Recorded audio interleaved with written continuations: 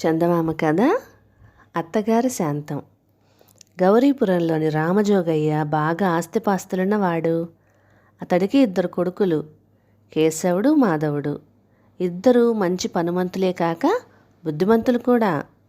అయినా రామజోగయ్యకు చెప్పుకోదగినంత మనశ్శాంతి ఉండేది కాదు. దానికి కారణం అతడి భార్య శాంతమ్మ నోటువాటుతనం. ఏమీ లేని దానికి 4 మాటలు, కాస్త ఉన్నదానికి 40 మాటలు గురి తప్పని వాడి బాణాల్లాగా విసరగలగడం శాంతమ్మ ప్రత్యేకత.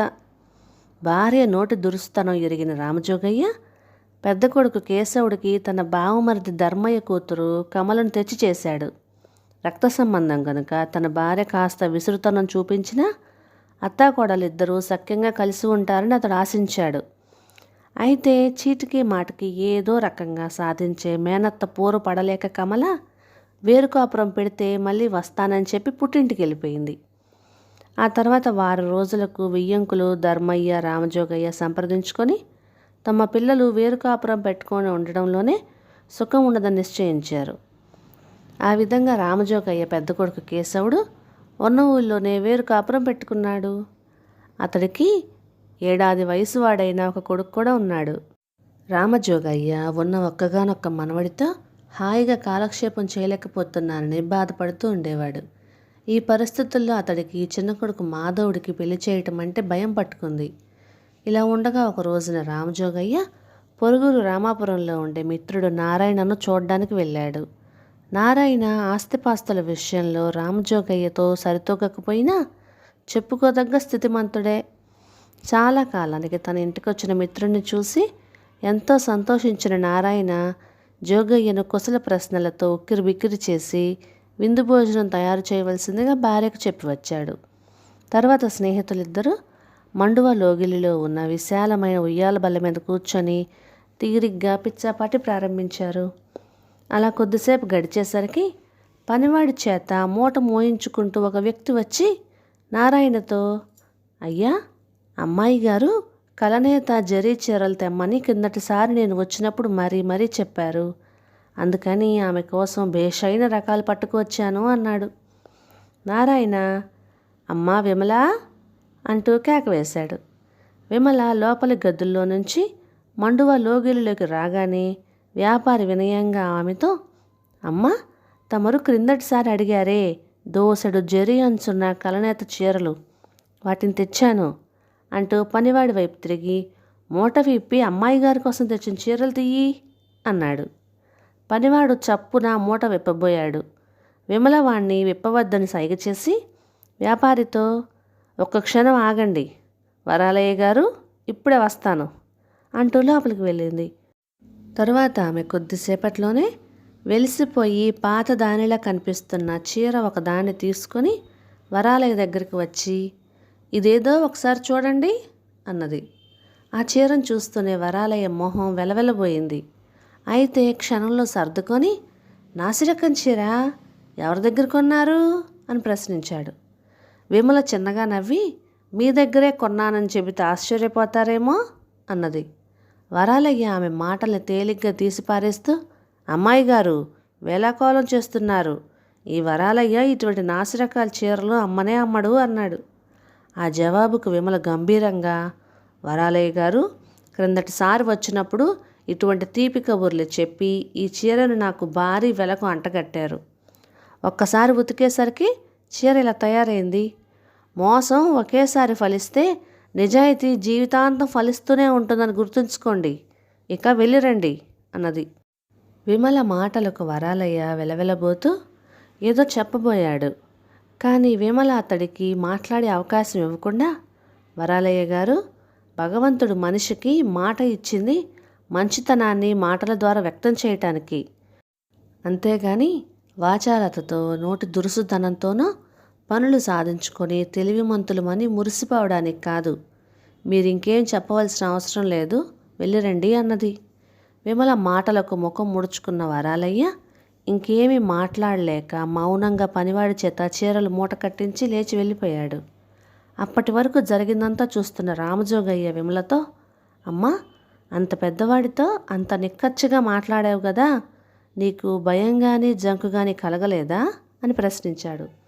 విమల నవ్వుతూ, మనలో ఏ తప్పు లేనప్పుడు భయము జంకు ఎందుకు? నిర్దోషి అనవసరంగా భయపడితే దోషి దాన్ని ఆసరాగా తీసుకొని మరింత హద్దుమీరి ప్రవర్తిస్తాడు అన్నది. రామజోగయ్య ఆమె మాటలు వింటూ సాలోచనగా తల ఊపాడు. ఆ తర్వాత సాయంత్రం తిరిగి వెళ్ళే సమయం దాకా మిత్రుడితో మాట్లాడుతున్నా ఏదో తీవ్రంగా ఆలోచిస్తూనే ఉన్నాడు రామజోగయ్య. చివరికి బయలుదేరే ముందు ఒక నిశ్చయానికి వచ్చినట్టుగా, నారాయణ, నిన్నొక కోరిక కోరాలని ఉన్నదయ్యా అన్నాడు. నారాయణ ఆశ్చర్యంగా, దానికి సందేహం ఎందుకు రామజోగా? నువ్వు అడగడము నేను కాదనడము కలలో మాట. నువ్వు కోరరానిదేదో కోరవని నాకు తెలుసు. నీ కోరిక సంతోషంగా తీరుస్తాను, అడుగు అన్నాడు. మరేమీ లేదు, నీ కూతురు విమలను మా ఇంటి కోడలుగా తీసుకుపోవాలని నా కోరిక అన్నాడు రామజోగయ్య. ఆ మాట వింటూనే నారాయణ మిత్రుణ్ణి కౌగిలించుకొని, రామజోగా, నాకు వరమిస్తూనే కోరిక అంటావేమయ్యా? నీ కోడలు కావటం అంటే అది కేవలం నా కూతురి అదృష్టం అన్నాడు. రామజోగయ్య నవ్వి, నేను ఇంటికి వెళ్ళగానే మా వాళ్ళకు విషయం అంతా చెప్పి త్వరలోనే పెళ్లి చూపులు ఏర్పాటు చేస్తాను. నువ్వు కూడా చెల్లెమ్మకు విమలకు చెప్పి ఉంచు అన్నాడు. ఇల్లు చేరగానే రామజోగయ్య తన రెండవ కొడుకు మాధవుడికి తను ఏర్పాటు చేసిన పెళ్లి సంబంధం గురించి చెప్పి, బాబు, మీ వదిన కాస్త మెత్తనిది, అందుచేత మీ అమ్మదే పైచేయి వాళ్ళు వేరే కాపురం పెట్టవలసి వచ్చింది. నీ భార్య కాస్త చురుకైనది, మాటకారి. అయితే మీ అమ్మకే ఇంత బుద్ధి చెప్పగలదని నా ఆశ. విమల ప్రవర్తన నా ఆశకు నీరు పోసింది. ఆమె పుణ్యమా అని నీ అన్నా వదినలు తిరిగి మన ఇంటికి వస్తారని నమ్మకంగా ఉంది అన్నాడు. తర్వాత జరిగిన పెళ్లి చూపుల్లో విమల మాధవుడికి, నారాయణ ముట్ట చెబుతానన్న కట్న కానుకలు శాంతమ్మకు బాగా నచ్చటం చేత అతి త్వరలోనే విమల మాధవుల వివాహం జరిగి విమల కాపురానికి వచ్చింది. కాపురానికి వచ్చిన తొలి రోజుల్లోనే పిల్లిని ఎలుకను కూడా సాధించే అత్తగారి స్వభావాన్ని విమల బాగా గ్రాహ్యం చేసుకున్నది. అయితే తప్పు తనది కాకపోయినప్పటికీ అత్తగారు తరచూ విసురుతున్న సూటిపోటి మాటలకు విమల పల్లెత్తు మాట కూడా ఎదురాడకుండా అత్యంత సహనంగా ప్రవర్తించడం రామజోగయ్యకు చాలా ఆశ్చర్యంగా తోచింది. కొత్త కోడలు కదా, కాస్త పాతబడితే తనే నోరు విప్పుతుందని సరిపెట్టుకొని దాదాపు సంవత్సరం దాకా ఎదురుచూశాడు. అయినప్పటికీ శాంతమ్మ విసురుతనము, విమల సహనము అదే మాదిరిగా ఉండటంతో చివరికి ఒకనాడు భార్య గుడికి వెళ్ళగా చూసి కోడల దగ్గర ఈ ప్రస్తావన తెచ్చాడు.